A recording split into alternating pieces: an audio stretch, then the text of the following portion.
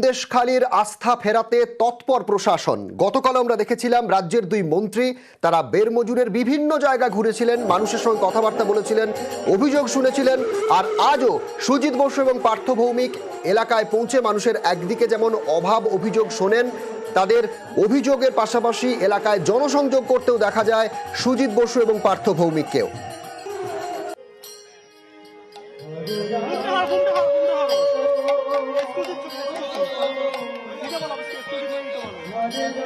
সন্দেশখালীতে আস্থা ফেরাতে তৎপর প্রশাসন। রাজ্যের দুই মন্ত্রী পার্থ ভৌমিক এবং সুজিত বসু তারা একদিকে যেমন মানুষের অভাব অভিযোগের কথা শুনছেন, তেমনি জনসংযোগ করছেন। একেবারে যে কীর্তন অনুষ্ঠান, সেই কীর্তন অনুষ্ঠানে দেখা যাচ্ছে রাজ্যের দুই মন্ত্রীকে।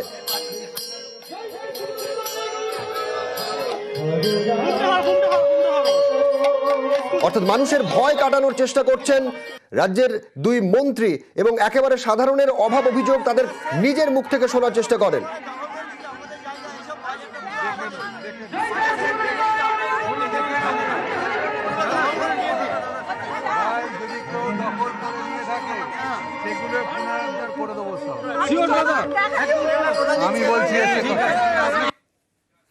রাজ্যের দুই মন্ত্রী সুজিত বসু পার্থ ভৌমিক গতকাল থেকে তারা বেড়মজুরের বিভিন্ন জায়গায় ঘুরছেন। ওঙ্কারের সঙ্গে কথা বলবো। ওঙ্কার, গতকাল আমরা দেখেছিলাম মূলত মানুষের একদিকে অভাব অভিযোগ শুনছেন, অন্যদিকে জনসংযোগ করছেন রাজ্যের দুই মন্ত্রী। ওঙ্কার, একদমই দেখো, রাজ্যের দুই মন্ত্রী সুজিত বসু এবং পার্থ ভৌমিক তারা কিন্তু গতকাল থেকেই এই যে সন্দেশখালী তার বিভিন্ন এলাকায় তারা কিন্তু মানুষের মধ্যে আস্থা ফেরানোর কাজ করছেন।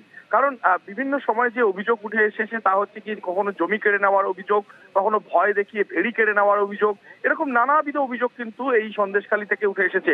সে জায়গা থেকে পুলিশ প্রশাসন যেমন পুলিশ প্রশাসনে কাজ করছে, ঠিক একই রকম ভাবে রাজ্যের দুই মন্ত্রী তারা কিন্তু গতকাল থেকে আসছেন এবং আজকেও তারা কিন্তু এসে পৌঁছেছেন।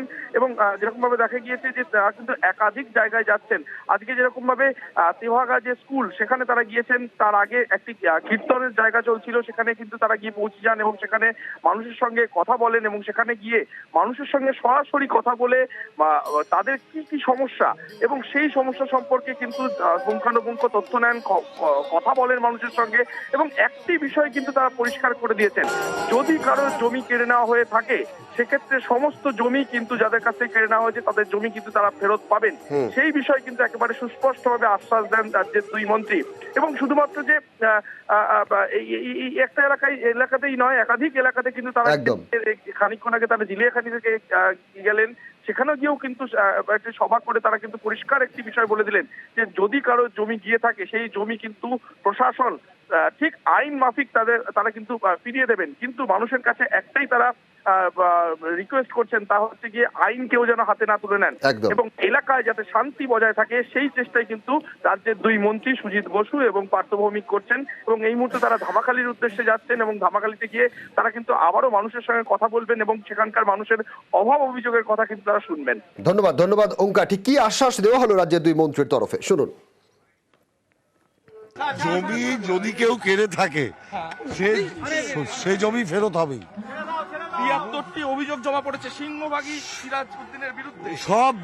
সব জমি ফেরত হবে, কোনো জমি মাফিয়াদের জায়গা নেই বাংলায়। জোর করে জমি কেড়ে নেওয়ার হলে সেই জমি ফিরিয়ে দেওয়া হবে, স্পষ্ট জানাচ্ছেন রাজ্যের মন্ত্রী পার্থ ভৌমিক। মানুষজন তারা রাজ্যের দুই মন্ত্রীকে কাছে পেয়ে কি অভিযোগ করছেন শুনুন।